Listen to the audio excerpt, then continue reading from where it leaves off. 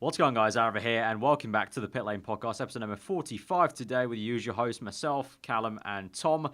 And this one, finally, is for an off-race weekend podcast, so just plenty of F1 news to talk about. Obviously, definitely a lot of headlines coming out post-Bahrain, a lot of kind of aftermath from Bahrain to talk about as well. I think we're going to kick off, really, with, because there was also the testing, McLaren, which was a bit of an odd one in testing, and there was a bit of fallout also from the Grand Prix, some interesting, juicy stuff. So, Callum, do you want to kind of get us into that, I guess?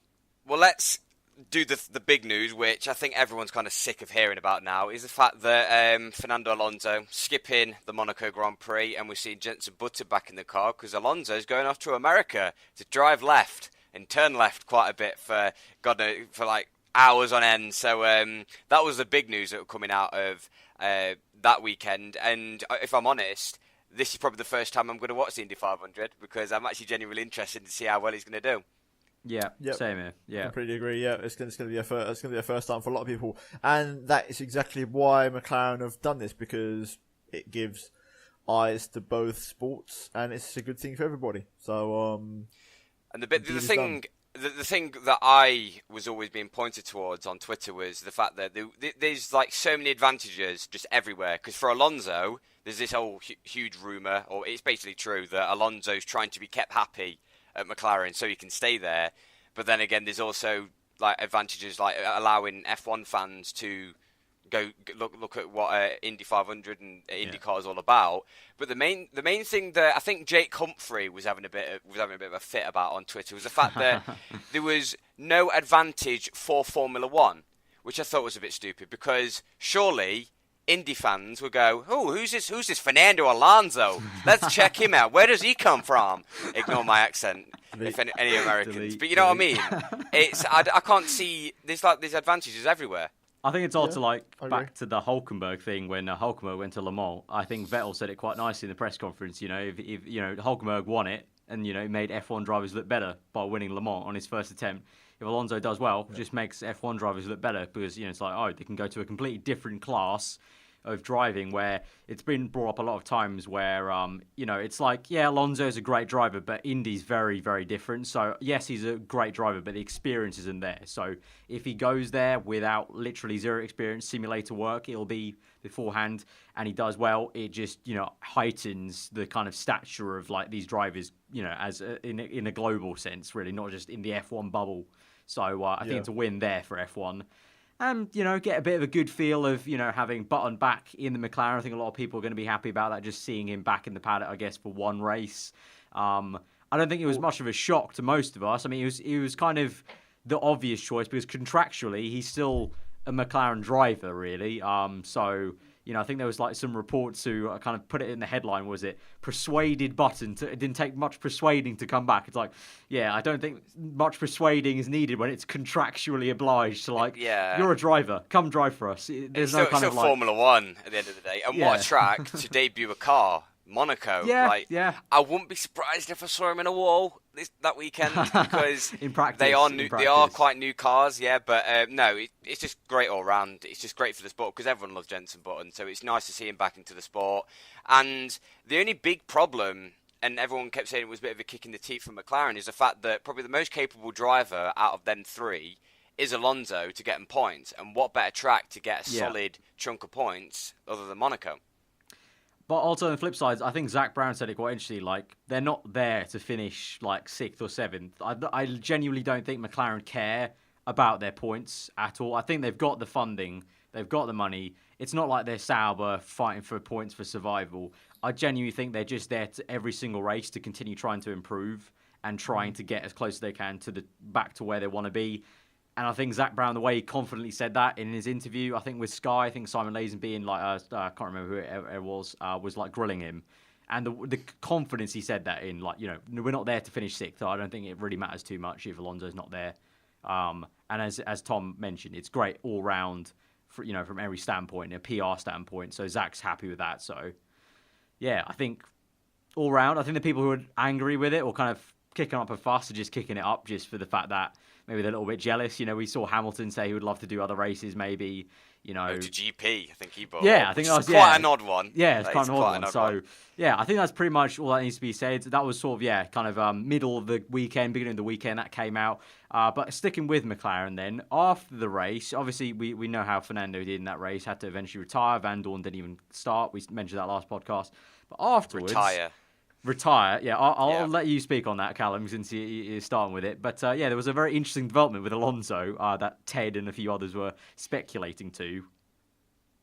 Yeah, and it's quite a weird one in a sense, because basically there's been a rumour that Alonso, if he isn't in the points, which is quite contradictory to what Zach Brown's been saying, we're not here to finish in the low points.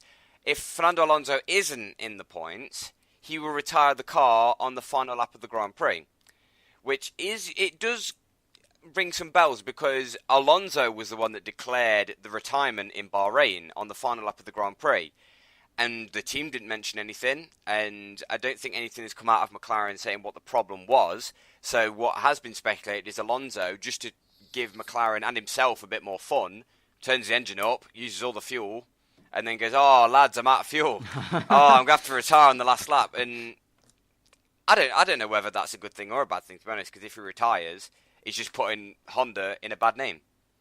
I think it's just pressure. I think that's how Ted put it. Like, he wants to put pressure on Honda to continue pushing on. So if they finish a Grand Prix, it's like, oh, we made progress. If he continues to retire, it's like, oh god, we're still in shit.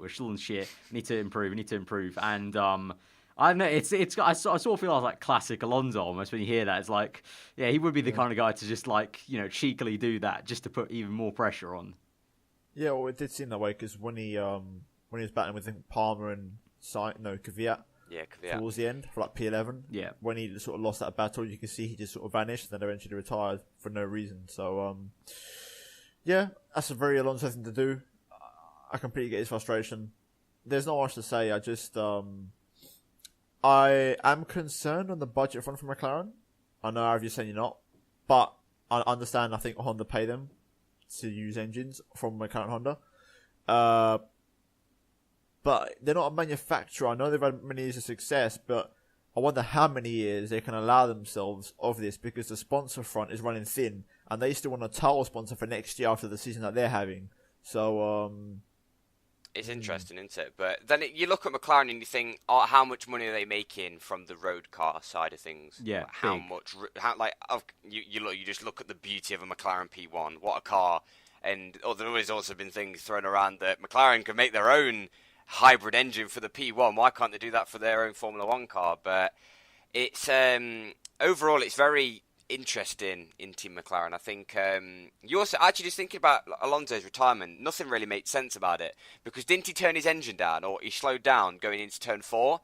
And normally, if you retire and to save the engine, normally they just go, yeah, pull up anywhere, just to save the extra mile. At first, he went round back to the pits because he couldn't be asked to walk back. When he did that, I thought he was just really making sure he let Hamilton through at that point, because Hamilton was coming through on the blue flags. But then he just continued to go slow. Then it was I think at that point he sort of realised maybe his fight was over to try and even get 11th at best. So then he kicked in with the whole, engine's gone. Because then through, what was it? I think into the entry of Sector 3 up the hill, that was when the radio came on, and he just kind of trundled around and came all the way back to the pit. So, yeah. Weird one. But after that, going into the testing, the first in-season testing, McLaren again, started off saying Honda were saying we're trying different things, we're just trying different ideas, which wasn't the ideal thing. You'd like to think they already had concrete ideas they were going to implement, but they were saying they were going to trial ideas during the sessions. Had poor reliability. Van Dorn couldn't run, and then what was it on the last day of testing? It was Turvey. It was 2 days. Turvey the first day, and Van Dorn the second, I think. Yeah. Okay. Fine. So luckily, their main driver got most of the laps. Van Dorn on their final attempt, on their final running, got 81 laps. Was it? Yeah, 81. Yeah, there's a certain irony there, though, isn't there? If you look at it, I kind of feel sorry for him that he's turned the most amount of laps in testing. He has these piss poor weekends, and then he has a solid day. He did 2 Bahrain Grand Prix in testing. So, and the baffling thing about that is they didn't do anything different to the car. Yeah, McLaren don't know why. So Van Dorn said that McLaren need to really understand what they did to that car because they're scratching their heads. The baffling thing there is they do know what they've done to it. They've done the same thing they had done to it all season. They did nothing different, but it still did 81 laps. So I believe that they call it luck. So that's probably what it was. I don't think you're gonna find that on the gearbox of the car or something. So McLaren are a very mixed team at the minute. I'm to be honest, I'm just looking forward to seeing Button come back. That's about it, really. Around Monaco, maybe get a point or two. That's about it. They need major miracles. They said the new engine was like 2-3 podcasts ago. The engine was due in like 2 months' time. So would it be there for Monaco? Maybe. Well, what they did say is because everyone was saying, "Hold on, if Button is going to be driving in Monaco, why hasn't he been flown out to Bahrain to get a few laps under his belt?" And McLaren said that the car will be too different compared to Bahrain to Monaco.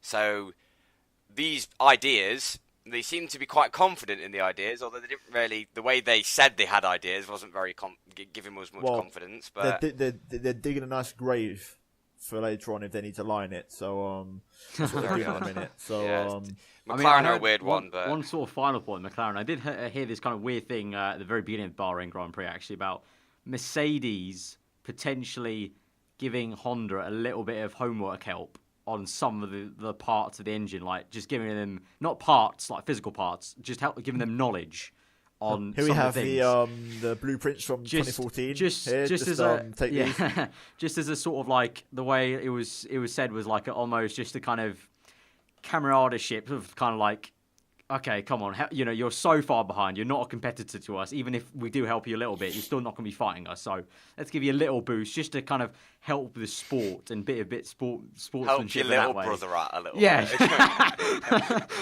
Come on, you can't let him struggle. Come on, Timmy, come on. Come on, up the field you go. But I think that concludes McLaren because otherwise we're just going to be repeating ourselves most of the time.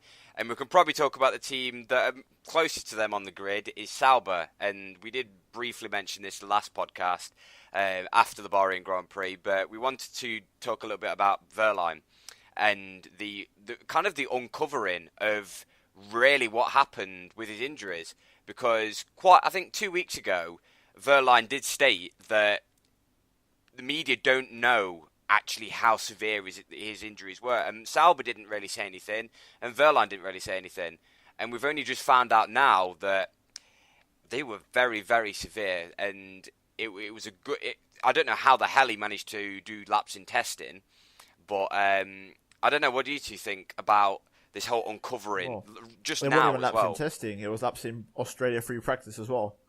And that, remember, Giovinazzi came in on Saturday, so I've always said there was something else going on behind the scenes because it wasn't really clear, and there was rumours floating around whether Pascal really wants it, whether he wants to drive for Sauber or not. And finally, there was some pictures revealed where he's wearing like a pretty hefty neck brace, which covered his entire torso, and it was very well stabilised. So apparently, because in the ROC crash, he wasn't wearing a hands device. That made it much worse than what it should have been. Right. And obviously, he was feeling the effects. And he still said he says he felt pain when he got in and out of the car at Bahrain. But he put on a fantastic performance the whole weekend. And well done to him, to be honest, because you can't forget that he is a very promising driver in terms of potential. Oh yeah, and he's still under the wing of Mercedes. He's still very much a part of the whole Mercedes family. But it was very surprising because obviously we spoke about the fact that maybe Ferrari are paying Giovinazzi, and it really just goes to show how much the media blow it out of proportion. When in actual fact, he just had a bad injury and he had to just sit out the car in the same way that Alonso was just forced to sit out. I think obviously the injuries were slightly different, but at the end of the day, if a driver doesn't feel up to it, then he's not feeling up to it. He's not feeling up to it just because he doesn't want to drive. I don't think any driver would just go, I can't be asked to drive this weekend. Throw that Italian bloke in and see how he does. But I don't know. I think that's probably it for that little topic. just quite a confusing one, to be honest. But yeah, what I else? just wish they just cut out from the start. It reminds me of the Van der Gaard, like the 3-driver contract situation. Like, can't Sauber just say from the start, listen, this is what's going on. He'll be back for this time. That's it. It's like the exact same thing's going on. It's been like a big kerfuffle in the media, and like everything's just I think it's more the cycle media jerks and just rather than Sauber. I think Sauber were as clear as they could have been in that stage because you can't. There's issues coming out and really explaining how bad the injury is when you're pre-season because then you might get some sponsors being like your main driver might want to pull out if your main driver is not looking for it, like if it's a complete sideline injury. So there's a lot of sticky stuff with the PR stuff about showing truly how bad injuries are, especially when it comes to F1 because obviously it's different to other sports where the sponsors aren't so attached sometimes to like the drivers or like the car real time, like if a footballer gets injured, sponsors are for the team, not the actual player. Yeah. So I think Sauber did the best they could. I think like Cal said, I think it was more media kind of just going, oh, what's going on here? What's going on? So I mean, it's past now. Verline's back. He's going to get better and better. And from Bahrain's performance, he's hoping that he continues to put Ericsson in his place and kind of show why he should be there. Yeah, that's a great point. But, that'd be nice. I think news we can move maybe a bit more close to the front of the grid. Red Bull. Now, I'm not up to scratch fully on why they want to pull out the sport, but basically, can you remember when did they last threaten to leave? I can't remember. 2014, wasn't it? Like 2014. Last night, I think. Yeah. Yeah. I think 2014 when they weren't sure which ending they were going to go for 2015 before they sorted out that whole Tag Heuer branded deal to basically solve their issues of, okay, fine, we'll take a slow Renault engine, but we're not going to give Renault any credit at all. If it does well, we're going to give Tag Heuer the credit for being the engine supplier. Yeah, and now Helmut Marko has spoke up again, saying that with the new 2020 engine rules, Red Bull might leave again because I think what I'm just reading here. I read up on it before. Basically, Marko wants the 2020 engines to be a lot cheaper and a lot simpler, more of a racing engine rather than hybrid, high-tech, cutting edge, like just an engine that's good for racing, decently priced. Saying, basically, decently priced. Yeah, pretty much what I feel like most people would say, apart from the teams in F1 itself. I think. Well, the manufacturers that make the engines. Yeah, I mean, it's in terms of the statement. In terms getting away from the engine, getting away from the actual engine. The more interesting part is the actual statement. I think it's just a bit of faff from Red Bull. We've seen, just said we saw it before. I don't think they're going to leave. I think they like F1. It's quite, a good sponsor, for them. I think I think honestly, at the end of the day, I think it's just Helmut Marko throwing his toys out the pram because they're not winning.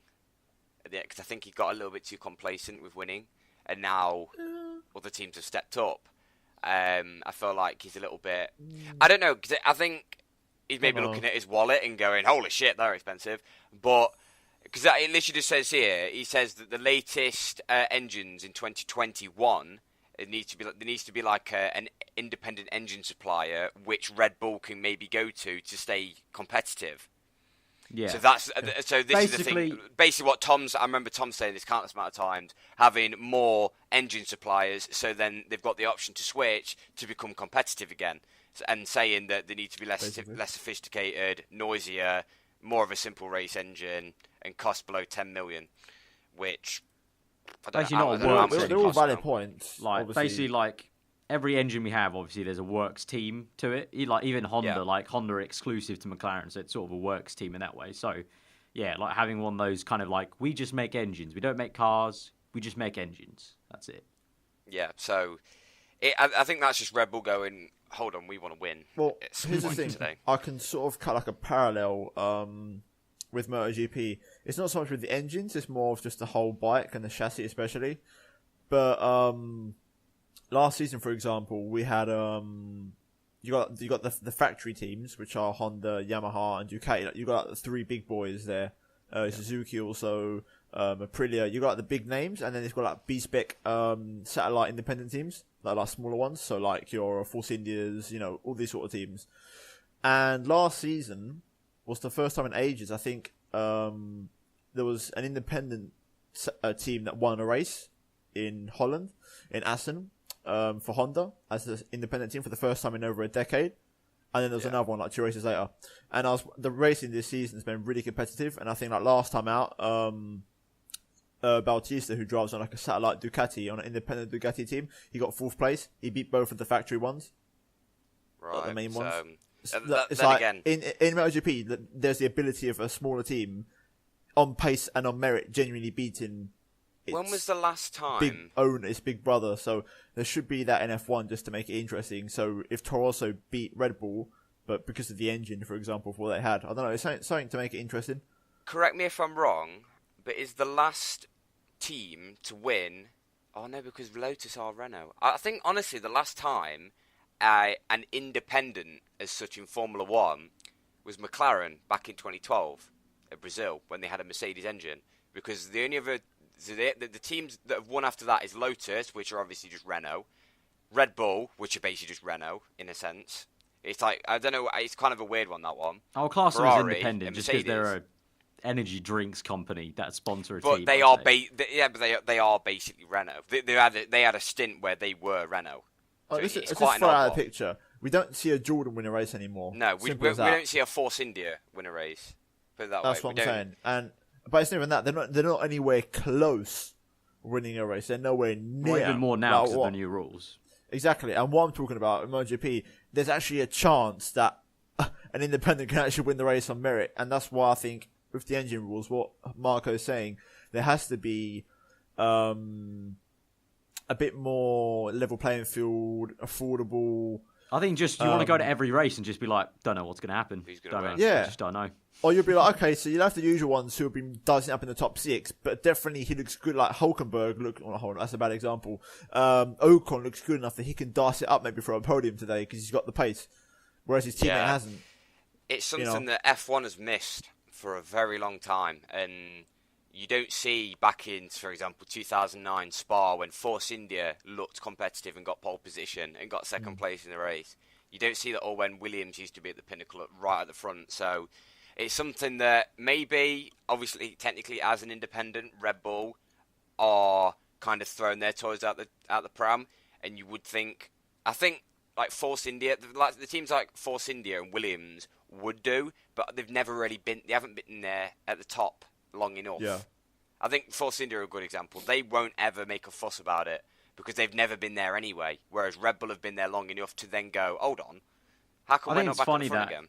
I think it says a lot about the cost of F1 when Red Bull are now complaining about costs. When back in 2011, they were like the top team spending the most money out of every team, and people were complaining about them spending money. But now the money's scaled up so high that Red Bull can't keep up. And actually, when you look at how much money Mercedes spend and Ferrari spend, more so Mercedes, it's a different planet. And I think not even Red Bull. Red Bull I think they could keep up, but Helmut Marko sort of looking at it like the books don't balance. Like it doesn't make sense. We're like, I think there's like back in 2010. There's like a ceiling for a drinks company to be like, I can't spend this much on what Red is Bull basically can't be like, hold on. basically a sponsor opportunity basically all season long. Yeah. So I think the 2010 car for Red Bull was, because I remember Adrian Newey saying something like it was on a significantly lower budget to other teams such as McLaren and Ferrari who were right at the top. So obviously Red Bull went through that transition of slowly starting to spend more and more money each year, and then it has hit that ceiling.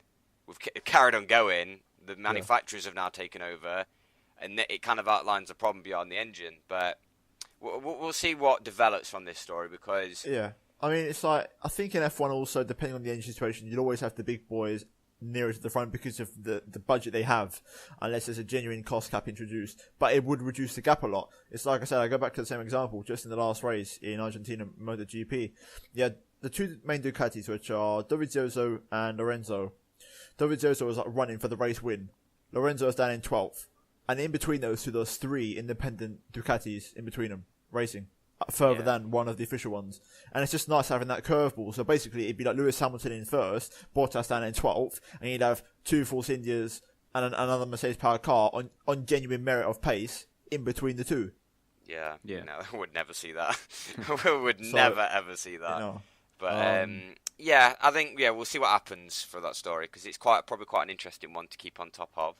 But I think on like the smaller bits of news, we did miss out on talking about a little bit of track news because of the podcast being so close together. We never got to speak about Malaysia, which has finally been axed. I can't decide on whether I'm sad or happy about Malaysia going. Yeah, it's one of them tracks where I don't really love it or hate it. There were some good races there. Definitely. I think he'll go down, not a classic, but almost a classic. I think there's been a lot of good moments there. Because it was on the grid. It's on the calendar from '99. Yeah, from the very first race. From the very first race, which was, I remember obviously Michael Schumacher breaking his leg in '99 in the British Grand Prix, and that was his first race back, and he was leading, and he gave team orders to Irvine to go win on the race because he was final for the championship that year. So even from that classic, that Michael Schumacher with a broken leg was actually the fastest guy around that weekend. From that first race to the last, it's only the last year with Hamilton's engine blow up. There's always been a few moments. Obviously, 09. I remember the 01 race where everyone went off on the second lap because it started pouring down on dry tyres and everyone went off. Similar to Nürburgring 2007. 2009 as well. Yeah, 2009. 2012.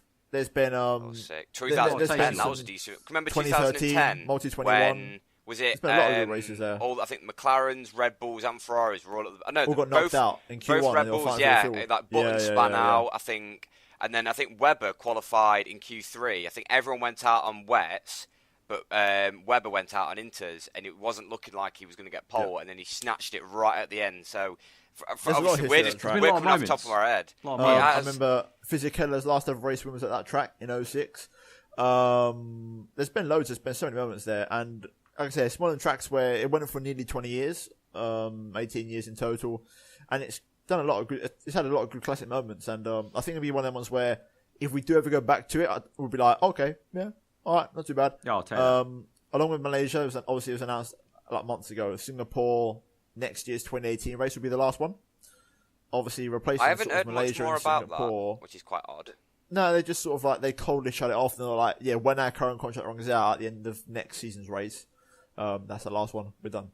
So obviously, replacing those two, though, we've got the German Grand Prix, and obviously we've got the French Grand Prix coming back. So, Liberty Media or not, we're going back to more traditional locations. Yeah, and interesting. Race pedigree tracks. Just like talking about costs and fans and everything, because this is something that just came off the top of my head when watching Bahrain, was the fact that, okay, you look at Malaysia, you think of like the fans and everything, and you got to say that, I'm going to go back to this whole 21 Super Bowls, because I think this is what we're trying to aim for. You look at Malaysia and you go, okay, the atmosphere isn't mental. It's not like on par with China. I think that's a good place to compare it to. It's not the fans aren't that wild, but it is still a really decent place to go.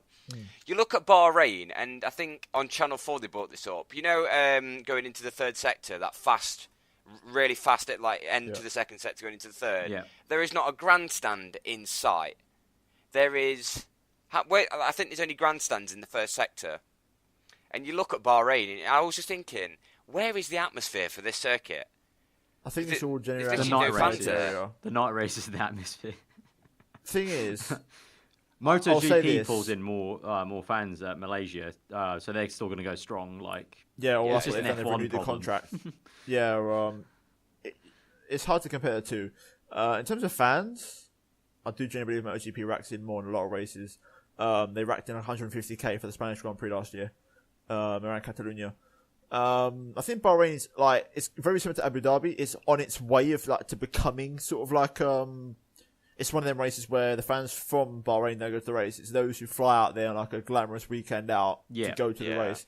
I do agree. I'd like to see more grandstands put in, try and get a bit more out of that. But I was telling you two about the weekend. You look at there was DJ performances on the pit straight and massive concerts for the first time ever. And it's progressing nicely.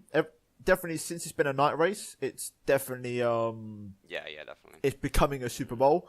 But I think it's still a long way to go. But I think the track is becoming a classic. Been set with Kota last year getting Taylor Swift in, so by reeling in more fans there, it's just an odd one because Bahrain's in the middle of nowhere, so that's a problem. It's in a slightly sketchy part of the Abu Dhabi's world. a bit in the middle of nowhere as well. Yeah, so I don't I know. hope it It's sticks just around something for a that while. came off the It's top a of my great head. track. Yeah. It's been a great track since it became a night race and the V6. I'd like to see it around more, but you just want to see more fans there. That's all. You look at the start of the season, like Australia was absolutely incredible with the amount of fans there. China, again, absolutely incredible with the amount of fans.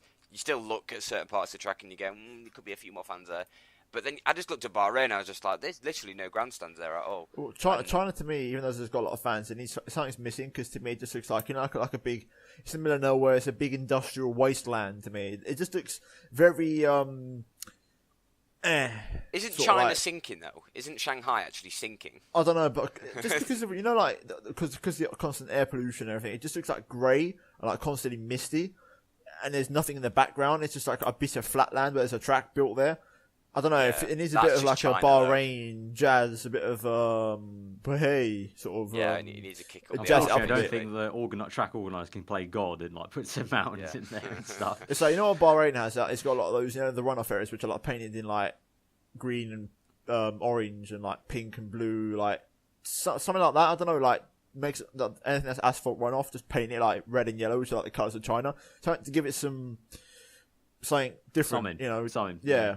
It's an interesting one because, like Cal was saying, like we want some more fans at Bahrain. I think it's, the track itself is great though. It's producing great racing as of late. So it's that kind of like we hope there's some more fans going there for the sake of the organisers, so they can keep up the money.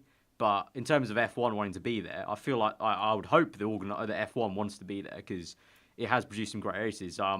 Because on the flip side, you've got like you mentioned, Melbourne's got packed grandstands, but the track itself, well, let's face it, comparing to the other races, wasn't great.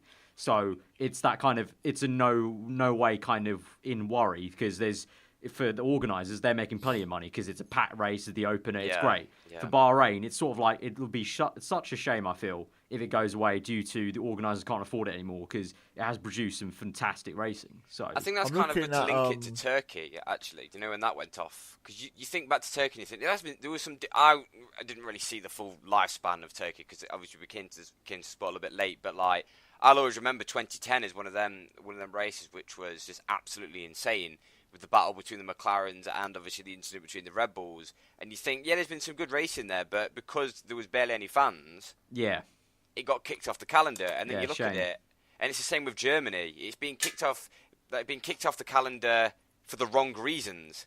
You want it to be kicked off the calendar because it's a bad race, not because there's no fans turning up. Hockenheim and Nürburgring are like two fantastic circuits. Yeah. It's just for the wrong reason that, the organisers just can't, they like back with Marco, they just can't balance the books of like, we can't afford to enter as an event.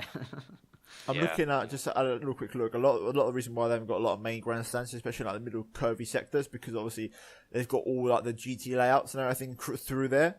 So there's a lot of tarmac splits and like other track variants that go off in that area. You remember the 2010 layout? They could easily put a grandstand where the track used to go, but the thing is, they still use that part of the track in like GT races. Yeah, so they can't set in one like up. the 6-hour races. But something that made me laugh the other day was someone went, why don't they go back to the 2010 layout for Bahrain? And literally everyone on Channel 4 just went, you fucking what?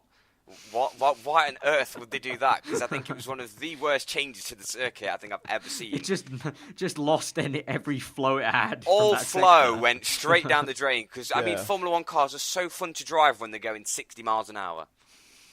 It's like it went to a 2-minute lap in the daytime. Bahrain, never in the night time could salvage that. Way too long. No, it's fine. As fine as it is now, it just needs a few. If you can set up a few grandstands, but like, I just had a look now. All 4 of the main straights have grandstands. So the pit straight, the straight into turn 4, the straight into the final corner, and the big back straight. It's just the curves that don't have any. But I'm guessing because the way the undulation of the track, I'm guessing you probably see a lot of it anyway. So I think it's not too bad. It just needs a few more things, just like maybe a grandstand into turn 10, maybe something like that. Yeah. Or a grandstand on the inside of the second sector split, where you get that whole fast. Yeah, exactly. It feels a little bit like cut into those lit up rocks they have. Just put not even a grandstand, because it's a night race. Just make it like an artificial mountain, so everyone can like sit there and see the whole thing from the top. Like what they do at Sepang, where they can sit on the. That's the perfect place to sit. That is when you sit. That's the thing. Because if I ever went to Malaysia, you'd want to sit on the banks, because then if it started raining, you could go sliding down it, as most of the fans did, which is something I'm definitely going to miss from Malaysia. The fact that the fans went wild when it sprinkled with rain. Or at least the 12-year-olds among us would. I Yeah, think I anyway. would. Get your Mac on and just go sliding. That'd be really good. But is there anything else? No, just good. Like, I'm happy European tracks are coming back. Probably before we shoot, Renault with their 2027 car.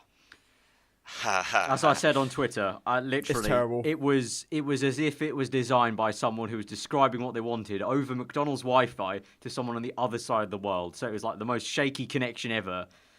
It looks horrendous. It looks futuristic, but if that's what the future looks like then Tron. the future can fuck off. It looks like Tron, but Yeah. that's great and all, but that's not what F1 should look like. Can I also just point out their livery? They just did the first half of the car black, the last half of the car yellow. And some honeycombs. That's probably where liveries are going to go, because they're getting worse and worse. That's what the car's right now, but just the other way around. Front half's yellow, back half's back, and their driver suits basically it's exactly the same as that. Oh, their That's driver obviously suits are horrendous. this year. But I do want to say actually on Renault,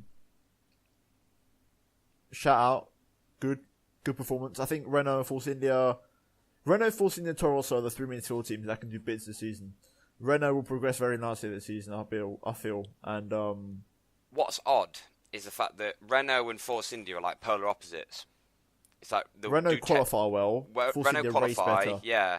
So there's like they're both the opposite of each other. So Renault because a lot of people have been saying that why are Renault getting so much praise because they've only had 1 points finish, I think. Yeah, it's a very mixed one. Like people are Renault overachieving or underachieving, and it's like where do you fall on that side of the fence? Because they I think they're underachieving the race. I think they're underachieving the race. Yeah. I think they just got to try and convert that qualifying pace to race pace over 60 odd whatever laps.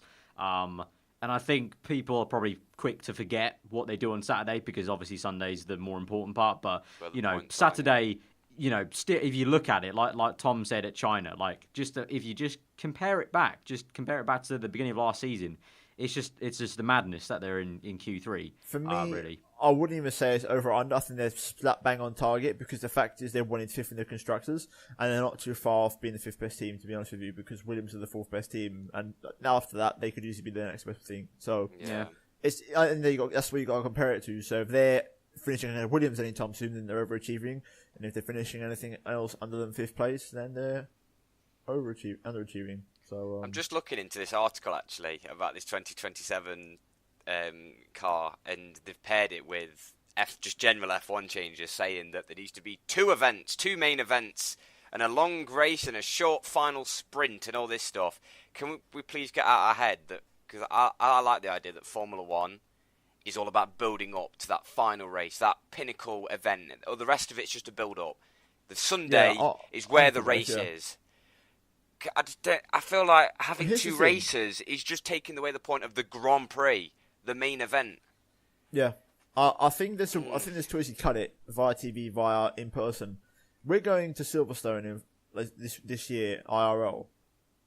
I'm perfectly fine with the current format because we're going to get 2 sessions on a Friday, 2 on a Saturday, and then the main event on the Sunday. So when you're going as a person, you're getting good bang for your buck. So you're going to see the cars plenty of times. GP3, Porsche. Yeah, and it's like, in all these things where they say like, oh, let's just condense it into only Saturday and Sunday. Well, it's like, if you're a person that regularly goes to the races, or goes to like every year to the British Grand Prix, you're like, well, no, because I quite enjoy the Friday, because, you get to ease into it, get to see the cars, chill out. It's just like a nice day out. Like, I think that's what I'm saying. On TV, yeah, I agree on TV, it's a bit meh, but when you're there in person, I think if you paid your money for it, and you're watching it, I think the current format's absolutely fine.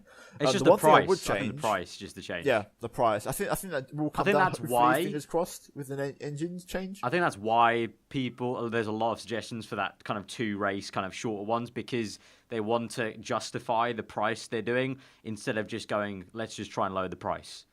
Basically, well, here's my thing. The same way they're trying to cut engine costs right now by reducing the amount of power units at your disposal to 4 per season. Yeah. That's not the right way of doing it. It's like, how can I put it? They had 8 engines like 4 years ago in a season. I understand, yeah, looking at now today's numbers, that's way too much. But what I'm saying is, I don't think taking engines away is the right way of cutting costs. It's not the right way. It's like, I think a cost cap on R&D would be much better. Like we said it before. It's like, how can I put it? If you're making a cake, you still want the cake. You don't want a cake that gets reduced in 50% of its size, because you're not going to get the same satisfaction out of it. You still, if it means you've got to invest in cheaper ingredients. That is actually legit. This is a weird analogy. That's actually a great analogy, because that's what happens. Like nowadays, that's what companies do. They actually they're quite clever about it. They'll charge the same price. They'll just give you a smaller chocolate bar or something, and they've cut costs. I don't know. It's like that. They're cutting costs by cutting the engine instead of what. Like all the outside let me put it to you: Would you rather have a 2-liter bottle of Coke, or of a fake Coke, or like a Tesco Coke, or a 1-liter bottle of just ordinary Coke? Yeah. I think I'll probably go for the 2-liter, and it'll be cheaper as well, and it's the same size, and it's the bigger size. So I think with F1 events, I don't think stripping away from what we currently have is a good option, and obviously by reducing the amount of power units we have, reducing the running that the cars provide, is only making that worse. It's and not more the likely. cars. It's not. You don't have to. What I think I've just come from my head is you don't have to limit the teams. You don't have to limit the cars themselves. You've got to limit everyone. So instead of reducing running costs by just saying, oh yeah, you just don't have as many engines. Just limit the amount of running on track. So then maybe shorten it, which is obviously then going into changing the race weekend. So there's pros and cons about it, because you just go, oh yeah, to limit running, just have one practice session. Well, Bernie Eccleston said a lot of things in his time, but he said one thing that makes brilliant sense. F1's all like cutting costs and reducing its fuel emission and whatnot. It's very simple. Why not just take less lorries and less motorhome size, which isn't as necessary as the actual cars itself to the track? Why take loads of lorries with lots of long haul cargo and spend so much money on trucks that are definitely not designed to be fuel efficient, like F1 cars? Yeah. And there's loads of other things, like obviously you can cut down in other areas, which to the naked eye, the viewer. No, but but just to the viewer, I don't care if they bring 2 trucks compared to 4 for a race weekend, if it means they still get there and everything's exactly the same. But it means it costs behind the scenes. So, but what I've just read, without going into a tangent, because otherwise we're losing ourselves. Go on. I've just spotted something, and that there will be fan boost available to help drivers in the closing stages. Fuck off. I'm closing that tab. That was the worst idea that Formula E still have. Fan boost. Could you imagine? Just Max Verstappen would just have permanent fan boost. I was going to say something. I've lost. I had a really good thought on to bring up, but I've completely lost it. You have to continue on, but no, I'm annoyed because I had a really good thing I want to talk about. I think for when we're talking about cost cutting in general, getting away from the engine just as a general cost cut, I think things like just reducing, you just cap put a cap so the big teams spend that much, not because they have to. Sometimes I think they just spend sometimes quite a lot because they can and they want to chuck everything they could at it. But if you put a cap in where it's basically the cap is at a level where the top teams will still do better because the experience they've hired from their staff, they have better facilities already in place, and is there more just a case of they can efficiently use what they've got better compared to small teams where they're inefficient, but they can still keep up in terms of the actual cost they're spending, so they can just stay in the sport for longer. I think that's a way to do it. Reward efficiency rather than rewarding wallet size. Yeah, definitely. 100% agree with that. Which kind of makes sense with the whole freaking V6 engine. efficient fuel, blah, blah, blah. Like, why don't they do the same for the cost? Give it time, but Liberty Media definitely going in the right direction with everything. Yeah, I think Ross Brawn has that down. Well. Ross Brawn made me laugh. He said he didn't want to work with Bernie Eccleston. He just said straight up, I didn't want to work with him. Nope. Yeah. Which is probably why we're in this mess in the first place, because if Bernie Eccleston went a little bit earlier, then Ross Brawn might have come in a little bit earlier as well, meaning we might not be in this mess. Not mess. I don't know if he would have come in earlier because he was still Mercedes team principal in 2013, or even a bit closer. 14, 15, maybe last year. I think he needed his time off. He needed his he wanted to do some fishing, cake. Yeah. Fishing. But it's like we're only 6 months in, and the changes have already been decent. Great. Practice session, qualifying session, race highlights, post-race press conferences, analysis, everything on the YouTube channel. The absolutely highlights covered. are going up that quickly that people are putting in the comments of also this podcast as well. Apparently you've been annoying people by putting who wins in the title, but apparently the actual official Formula One YouTube account have been annoying fans as well because they've been putting it up that early that it's spoiling the result. To be honest, I think it affects probably 2% of the people who actually watch. So, in my opinion, it doesn't matter too much. I think a lot of people who comment that are probably people who aren't even subscribed to this channel. I think they're probably just searching on YouTube for it. Because I think most people, especially the ones that come from Twitter, they're already there watching the race. Like, you know. So, I mean, I get it, but there's a reason why you try and put an interesting title for a race podcast because you want to try and get people to click. Like, it doesn't matter how good the content or the podcast is. If people aren't clicking, it doesn't actually matter if they're not clicking in the first place to then see what it's all about. So it's just simple. We're trying to get the podcast as much exposure as possible. You know, it's quite tough. It's actually going to be tough for this season now because F1 is doing such a great job of getting those highlights out. That less people want to just watch a discussion video, they can just watch the actual race highlights. So, just trying our best to get the podcast out there. Trying to grow it as best we can. We're trying to put, we said we're putting SoundCloud on this year. Hopefully in the next year, fingers crossed, we can look at putting it on stuff like iTunes. Then I know people wanted that as well. So we're slowly trying to build it up. And to be honest, I think that's like an age-old YouTube argument that I think is a kind of old news. Like people have said that for like 3 years now. So as a ending topic, Sochi predictions discussion. Well, there has been a rumor that Ferrari might struggle at Russia because of the cold conditions, but I'm not too sure. Well, first things first, there'll be a -1 stop strategy. Yeah, take into account the tyre around there. They'll stopping qualifying. Yeah, like no, that should be coming to the pits, and they'll be like, actually give me the set that are already like 50% worn. I don't need the fresh ones. Alright. I don't need fresh. I think I'm gonna go into expecting a really poor race, and then I want to be jinxed. Impressed. I want to say I want to jinx it. 2015. I want to say I want to jinx it. So it's gonna be a terrible race. Terrible. I think it's going to be a very sort of like 2x2 order for Mercedes, Red Bull, Ferrari. I want to after the last result, I want to say Ferrari are going to win it, but I'm still not convinced yet. So I'm going to say been a good track for Mercedes as well. So I'm going to say. If you're not going to say I'll say it. Bottas pole, Bottas win. That's a bit weird. He had a few issues in Bahrain, which we found out a bit after. I'm going to go Hamilton pole, Hamilton win. Yeah, I'm going to go same Hamilton pole, Hamilton win, and then stick Vettel and Bottas on the podium. Oh no, Vettel second, Bottas Ricciardo. third. I'm going to get Ricciardo on the podium. I'm going to go wild because Vettel second, Bottas third. I feel like then I just realised how many straights there are at Red Bull. Red Bull, yeah. Sochi. There's a lot of. I'm going to go Bottas, Hamilton, Vettel. Right. Okay. Hopefully it's a banger, but there you go. Yeah, Russia hasn't had the best of reputations, so let's hope that it kind of steps up. I think if there's any year for Sochi to step up, it's this year. Otherwise, I have a feeling it's going to be saying bye-bye. I really don't think it will, but I hope I'm proved wrong. But yeah, I think here's that. the thing. With Sochi, would you consider it a similar sort of track to Bahrain? No. Fast speed corners, high speed corners. Not in terms of like flat. Whether you like it or not. I'm talking. No, I think it's very flat. I think it's too flat to like be in the same category. Even if the corners are fast, the corners may get faster. Like there'll be hopefully more flow, but I think it's just such a linear track that I don't even think these regulations. Undulation changes bring character to a race circuit. I hope I'm completely proved wrong. I really do. I really hope I am. The reason I'm just bringing it up is because I think we all noticed at Bahrain how much easier it was for cars to follow each other around that track closely.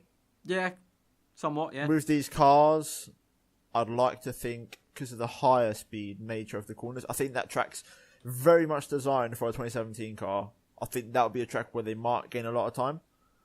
Maybe. I think time will tell. I'd like to see some close proximity action like in Bahrain, because obviously Bahrain didn't really see any, there wasn't any drastic improvement on pace, whereas this one I think there could be. So maybe. Yeah, we'll see. We shall see. But let us know what you guys think, your predictions. If you got it to this far, because typically, I think only according to analytics, about 10% of you make it all the way right to the end. So if you have got this far, let us know what your predictions are. And maybe also just put Maldonado's going to win the race, just so we know who's actually watched all the way to the end. But if you did enjoy it, leave a like. Let us know what you thought in the comments below, as per usual, on anything we talked about. Any of the things, McLaren, Red Bull, leaving, engines, cost cut, a lot of things we talked about. Yeah, and we'll see you guys then for the next podcast. If you're new around here, do subscribe to this channel for the podcast. Check out these two, description below. And also our Twitters are always above our names. And as usual, you would have seen on screen as well throughout. We're also on SoundCloud. If you do want to kind of download it, you can do off SoundCloud and have it on the go. But that's been the podcast for this week. Hope you have enjoyed it. I hope you enjoy the rest of your day. And we'll see you guys next time.